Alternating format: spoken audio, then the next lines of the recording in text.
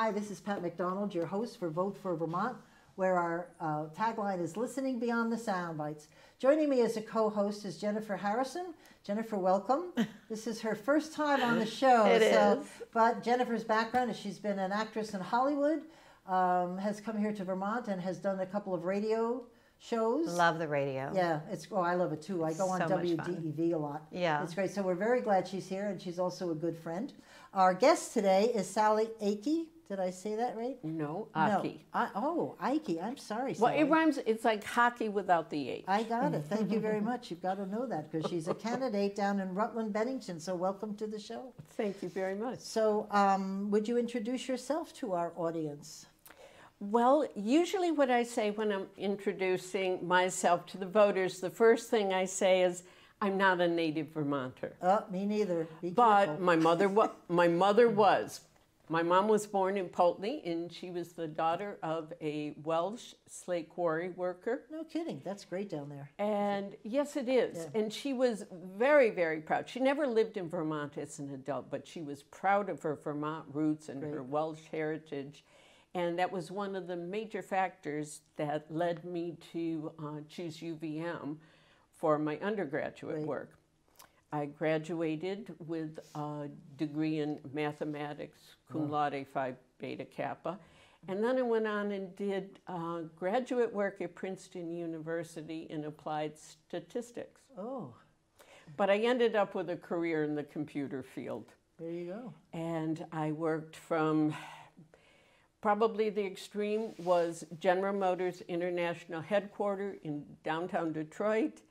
And then I came back to Vermont, and I was the manager of the computer programming staff at Central Vermont Public Service. Excellent. What years were those? In I public don't service? want to say. Oh, please. I tell them all the time I'm 77. I don't care. I'm just glad I'm here. So it was in the late 70s, early 80s. All right, because I was a commissioner of personnel and had about 7 other jobs, so I was wondering if you were there at the same time, but not, I don't think. So. Okay, anyway, and then my husband and I took early retirements. We've lived in Middletown Springs for about 40 years. When we took the early retirement, he started a photography business. Nice. Landscapes at first, and then portraits, and I was his entire office staff. Great. We also raised Morgan horses, made maple syrup, a really rather broad scale of experience, rather broad experience. Great. Well, I mentioned to you Ruth Town from Berlin, and she's since passed away, but she was the president of the Morgan Horse Association. I mean, she was knee-deep in Morgan horses and passed that love on to many of us in Berlin. Okay, well, ours was Old Blood Morgans. The bloodline was called Lippet. Oh. Beautiful. They were Old Blood, the short, stocky ones. Oh, wonderful. Oh, I love it. Me too. And that was down when you were in Rutland, or where were you? No, we living were then? in Middletown Springs. Oh, Middletown We Springs. live on an old farm. The house itself was there in 1785 at the first town meeting of Middletown Oh, I Springs. love it, Sally. What a great history. That's good. Oh, I love it. Go ahead. It And is. It's wonderful. I love They say horses. anybody who's good at math is good at computers and good at music. I don't know if there's any yes. skill there, but that's Well, what not they say. singing. Don't ask No. me to sing. Right. I don't They even sound say good in the shower. everybody can sing. That's what they say. No, I don't think so. Yeah. Go ahead. Well, whatever. Well, yeah, I can sing. It's just you don't want to listen right. to. Well, I have a question. What are the most important priorities that you have discussing with your voters and hope to pursue when you're in the legislature? Well, when I'm talking with my voters, I ask them a couple of questions. If you would change something coming out of Montpelier, what would it be? And what's your highest priority? Good. And the number one answer to that is concern about the economy and the need to lower taxes. Yep. So that's where my priority would be. People say, I want to be able to afford to stay here, Yes. but they'd like enough business opportunity Right. so that their kids, or in my case, my grandkids, I would love it if my grandkids would have opportunity to be Yes. able to stay in Vermont. So my priorities are really reducing the size of government, reducing the scope of regulations, and by doing that, it'll have sort of a two-sided effect, bringing down the cost of the regulations, and then opening up more opportunity, particularly opportunity for small businesses. That's such an essential part of the Vermont economy. Yes. And I'd like to see a Vermont where people don't just survive, but where the individuals can thrive That's great. instead. Good for you. The second question that people bring up is concern about the schools Oh, yeah. and what's happening there. And I think right now we're really at a turning point where we're having to reinvent, we're having to re-examine what's going on. I'd like to see more control go back to the communities and even to the individual level, Right. so that we can really work on choosing the best educational plan for the individual student. And people are finding out right now that with remote learning, for some kids, that's worked really well, whether it's a quieter environment. I've even had teachers say that they see some students that just are blossoming in the remote Really? learning Yes. environment. What do they attribute that interesting. to? Less peer pressure. Oh, of course. It's middle school Right. and less peer What are you pressure. wearing? So what are you wearing? Right, And if right. it's not cool to be the bright kid, they're not going to show out. Now it doesn't matter. Great. So I think there's a lot more Interesting. opportunities like that, but for other kids in person. So I'd like to see, as I said, more emphasis being placed on a more local control Right. and a more I individual was the deputy choice. commissioner of education for a while, and we tried to push using the at home or the Zoom or whatever, so that like a couple of schools could hire a teacher for French or whatever, and Yes. one teacher, and she would spend a week in one school and get to know the kids, but they would do the learning through through the TV or whatever the system Right. is, the Zoom or the Teams, and I always thought that was great, but they never. So I'm not glad this happened for sure. I think the experience may open up people's eyes and make them feel more Well, that's why I'm comfortable. thinking it Good. might, and Yep. I think that's some of what they're calling Yep. like pod schools, a Yep. group of families. They're saying they're going to Good for hold you. school, but they can together hire a French Right. teacher, Oh, hire an art Good for teacher. you. So I think there's a lot of interesting Yep. things that can be looked at. So that that's would be a second priority. Good. So if you're fortunate, who are you running against? Do you have a cadre of folks or? No, it's our district is made up of 5 towns, but we have one representative for the 5 Oh, towns. really?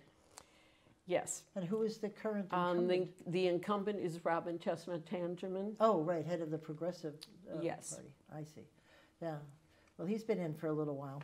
So what do you think of it? And you're looking at getting there. What committee would you like to be on, just to be able to accomplish whatever you'd like? Because I think with your background, I have a feeling where they might put you. Well, I sort of see it maybe going in choices of 2 committees. One would be agriculture and forestry. Oh, I love you. Thank you. Uh, No, seriously. Nobody talks agriculture, and it kills me. Well, I have a little bit of a background because, we made maple syrup, we Right, with the horses. we bred the Morgan horses, so we had a little bit of exposure to that. We don't sugar anymore. Our sugaring operation was passed on to our daughter and son-in-law, Oh, nice. and they now have a 15-year-old son who is pretty much taking over the sugaring operation. For 3 years, he had his own rig, and he made his own syrup, And people, he already always sold out first because people wanted to buy his syrup. But he's also very proud of the fact he raises chickens and he's raised pigs and he's got a Holstein heifer right now. And I'd like to see the local family farm come back. And if that's where his heart is, I'd like to see him have the opportunity to build that. And thank you for mentioning that. Nobody mentions agriculture, and that's sort of the heart of so Vermont. Important. When you think of Vermont, It's besides everything. the mountains and the valleys, you think of the cows. well, you think of the agriculture, Yeah, that's right. right. That's sort of That's the Vermont. brand, the brand image, the brand picture. I think maybe people are thinking more about it right now because in COVID, people were talking about food insecurity. Right. Yes. And in Vermont, there should not be food insecurity. We should buy local. We should encourage the local farms. And people are concerned about the environment and CO2 emissions and everything. Well, if you buy local, it eliminates that whole chain of supply. I learned Very from John important. Sales, who's the head of the food bank here, 1 out of every 4 Vermonters deals with food insufficiency. So when you're looking at the McMansion and thinking, oh, those people are, you don't know what's happening behind closed doors. And the first thing you can cut, or that you can cut, is food, because you have to pay the electricity, you've got to have the mortgage and the car. So food gets cut if they're really struggling. It's 1 in 4 Vermonters. That's a interesting. terrible statistic. And That you're right, is. it shouldn't happen in Vermont. No, it should not. We have a But wonderful food shelf. Yeah, well, and farmers They markets do are such a blooming. wonderful Yeah, job. That's great. The other part of that committee is the forestry part. And I worked for a forestry company for a while. I was working on the reporting for their application for green certification. So I learned, and again, I mean, we do care about the environment, but a lot of emphasis is placed on CO2 emissions. Right, and that's the And forest. we're doing really well there in Vermont. And even if we did the little bit better that we still could, we're so small, can we really have enough of an impact? Right. And I think people overlook the incredibly valuable asset we have in our woodlands. Yes. Yeah. And people say, you know, foresters just cut down trees. No, they don't. They manage that asset to its greatest potential, where they do harvest wood, a responsible forester, make sure there are seed trees there. Seed trees sequester more carbon than old growth. Right. So there's the advantage there. And again, when a forestry company is looking at green certification, they're not just looking at the trees. They're looking at the impact on the waterways, on historical sites, on cultural sites, recreation, indigenous people. It's looking at the whole thing, the whole broad impact area of the forestry. I hope you get on. You know, I don't know if you know Bill Sayer. Bill Sayer is. I don't know the He's name. got a show on TV, and he's been on radio. Sorry, and he is also involved in the lumber business. And he's been on the show saying what a difficult time now people in the lumber business are having because of where they take their product and how much it costs. I mean, it's really a problem. And there's also unintended, perhaps, consequences by the changes in Act 250 that are going to hamper the forestry and industry. Act 250 is rolling along this year. Yes. I've been tracking it. That should be another whole show. Anyway, go ahead, Jennifer. I have my little question here. In this time of seclusion, how are you reaching your constituents? And what is your platform?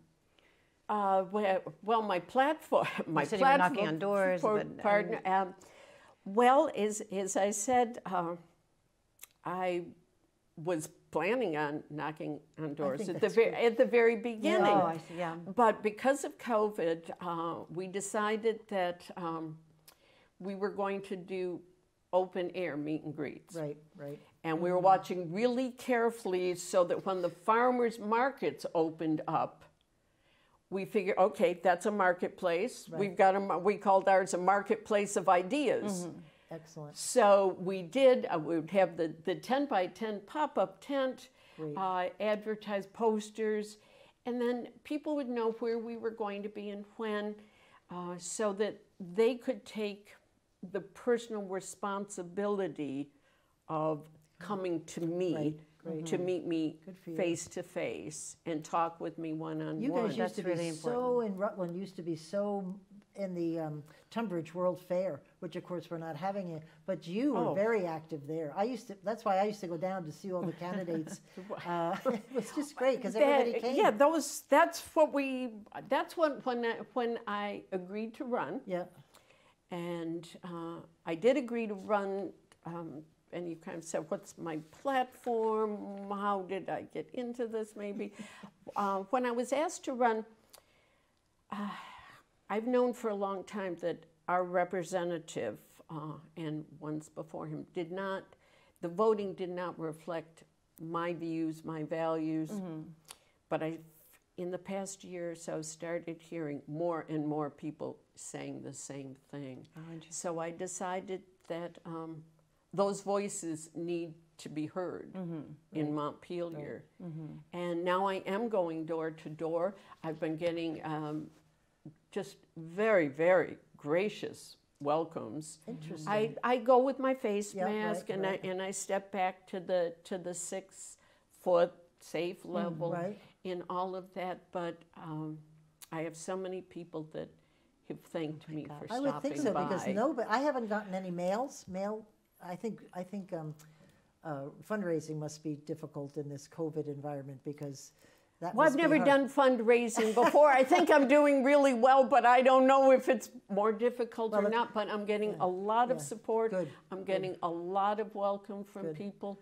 Well, good for you. I bet they appreciate that too. So you may get some support from places that you may not have thought about before. That's great. So we wanted to ask, because of COVID, bless it, you know that we've spent a lot of money and revenues are not coming in, and I think we're okay this year, they tell me, but maybe 2022 is going to be a killer for us. For where does the money come from? Because we're going to have a big gap in funds, and as a legislature, you're going to have to face that. I think, you know what, because you've got the pension, $4.5 billion. You've got higher ed, which you already mentioned, and Lake Champlain, which still hasn't been fixed over all these years, and the threat of the EPA coming in and just taking over and billing us. There's so much stuff to be done. Where do you find the priorities and the money? Because we can't be taxed much anymore. You're right, and that's what I said. People are saying, how can you lower the taxes enough? Well, obviously, we have to honor the commitments we've already made. Agreed, right. We've agreed to the pensions. We have to honor that. Right. And it can be done, because I know Maine was at one point at about the same level of underfunding. Oh, it was? I didn't know that. And they've been able to bring it back. But right now, I think what we have to look at is, again, maybe more of a business model. How can we decrease the overhead? Right. And there's a lot of new programs that they're looking at right now, and it seems like everything is coming with $1 million price tag. Right. Well, maybe not right now. And then if we can decrease the overhead, bring down some of the regulations, build the tax base, the business base back up, if we can increase the revenue, decrease the overhead, that's sort of a basic, common sense business approach. More revenue, less liabilities. What a concept. Yeah. Oh, I like it. Anyway, go ahead. So the governor has said that the economy is not coming back as quickly as he hoped. So what would you like to see happen? Well, obviously we have to do it safely, but I would like to see the economy, again, I'm a real proponent of small business. I'd like to see small businesses being able to really open up You must support safely. But what I think we've maybe done too much of is a one-size-fits-all. I think Vermonters are pretty creative. And it was not in Vermont, but I saw this little restaurant. Now it was a breakfast restaurant, so it sort of went with their theme. But to be able to make more space, they built like shower curtains around each table. That's adorable. And it was adorable. So That's you so know, you cute. got the little corner with the Yeah. fish on it or things like that. Where was that? But I'm not sure where it was. I read about it online, and I'm not sure in another state. But that's so clever. But if we could do things like that and encourage people to be creative, Yes, Vermonters are very creative. and then open up small business. I agree with you. And you will find when you get to the legislature, and I know they're going to hate me for saying this, but they're not a fan of small business. I think they think these people have such a margin of profit, and if they really got to know, they have a little bit, and one little thing goes wrong, like COVID, they really struggle, and I'm hoping they even come back, never mind. That's right. So, I mean, just open the doors and let them survive. I try really hard. We go to lunch a lot, and I give more I give more than I ever did to the waitresses because Yes. you know they've been out of work, and it's really hard. Oh my It's just gosh! sad. I was in Winooski. I was in Winooski the other day, and my daughter and I sat outside, and we just had a little salad, and I gave the girl a tip, and she put her hand on her chest, and she said, "Oh my God, thank you so much." Yeah, no, because they're She struggling. was so happy, and I can't stop thinking about her. Yeah. And I feel like I want to go back and tip Well, her some because more. I do that. I try to go to the She was restaurants so because they're beautiful. struggling, you know, and Yeah. it's really sad. But you'll find the legislature. I don't know what they think about small businesses, and these are the people that run our soccer teams for the kids, that volunteer in town, that are on the select board. I mean, Yes. they're our neighbors, and we don't treat them well. We have to treat them well. Yeah, It's with important. taxes, and it's just a. Anyway, I get to ask the question. You'll be surprised. It's about ethics. So, the Campaign for Vermont, which I'm president of the board of directors, and Vote for Vermont are really into ethics, and we fought for a couple of years for them to even bring up the subject in the legislature. What they did. So, what do you think of ethics in the legislature? And they have Larry Novid is now the executive director of the Ethics Commission, but as you told me before, no teeth. No teeth. That's what I said. I am strongly in favor of ethic legislation. We have a commission now, and that's fine. But the bill that's coming up is a list of behaviors not acceptable, definition defining them, Right. and that's fine. And there's a procedure by the commission. If a citizen should be concerned about something, they can submit a complaint. Right. But without consequences, it comes to nothing. Right. And the reasoning that I heard, they said, well, the legislators need a little time to be trained to read a short list. Right. The commission says that public service is a public trust, and I believe that. Right. And there needs to be accountability to the public.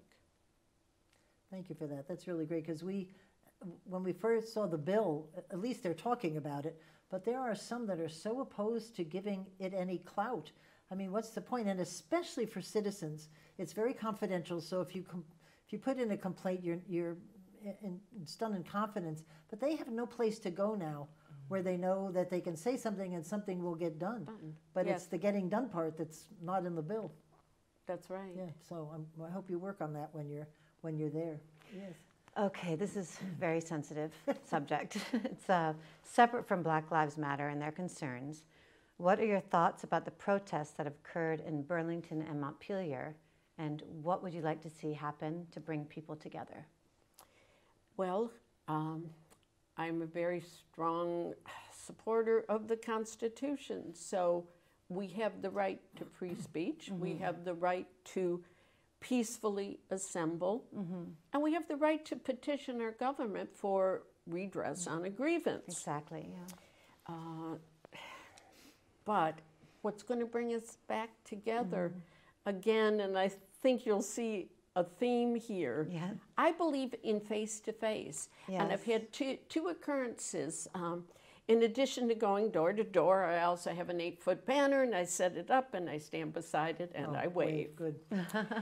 And I was set up in one of my towns, and a young woman in a truck pulled up, stopped, and said, "What do you think of Black Lives Matter?"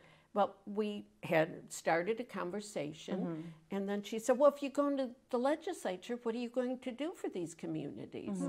And I said, "Well, so much of my platform is about the economy and opportunity in small businesses." And she said, "That impacts these communities." And I said, "Exactly." Yes. And she got in her truck and drove off. And there was also, then there was a group on the opposite side. I was on one side on the bridge, and there was somebody on the other side. And I was a little concerned that maybe not only would the messages get confused, but we were on two sides of a street on a curve. Maybe it wasn't safe. So I went across and had a very, very cordial conversation. And they said, "Well, they're always here from this time to this time." And I said, "Well, I was going to do here to here." And then we worked out that if I moved up 15 minutes and they moved back 15 And these were minutes. Black Lives Matter supporters? Or? Yes, Oh, good for these you. were Black Lives Matter Yep. supporters. They had their signs and their banners. But I think because we were able to go talk one-on-one. Right. And it was quiet. And it was quiet, it was cordial. Right.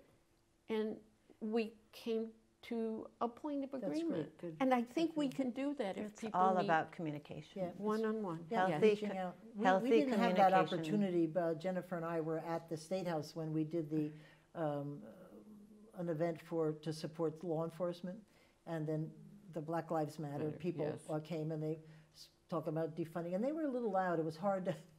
There was a little unnerving. I heard about that. I was asked to speak when I'm standing up Yes. there, and I was a little nervous, but I knew that there were a lot of police around, so I wasn't quite so nervous, but they wouldn't allow conversation, so it was sad. I reached out I sent a note to the head of the Black Lives Matter, and I asked her to come on the show, but I haven't heard yet. I'm going to have to re-ask, because I think you're right. Just reach out. We'll be all right. It's all communication. Patience, We need more yes. love. Jennifer, do you mind going to the last question that you have, because we're Yes. running out of time? Why do you think you are the best candidate for the position, and why should voters vote for you? Well, I think if you look at my background that I've talked about, from my heritage to my education to the different work experiences I've had to the home experiences in my family, I think all of that added together has ended up being me, but it's given me sort of a unique skill maybe to be able to look at a situation from several different perspectives, to bring experience from several different sides and be able to look perhaps at a cooperative effort. Why should people vote for me? Well,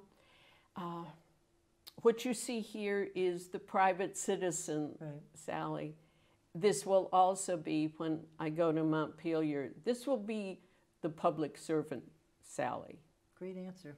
Good. Public Thank you very servant much Sally. Yeah, really. I like that. Good for you. I thank you for being on the show. I know you had a long ride to get here, so thank you. Thank you for listening, Jennifer. Thank you for being a co-host. Thank you very much. Appreciate your listening in, and we'll see you next week. And in the meantime, keep listening beyond the soundbite.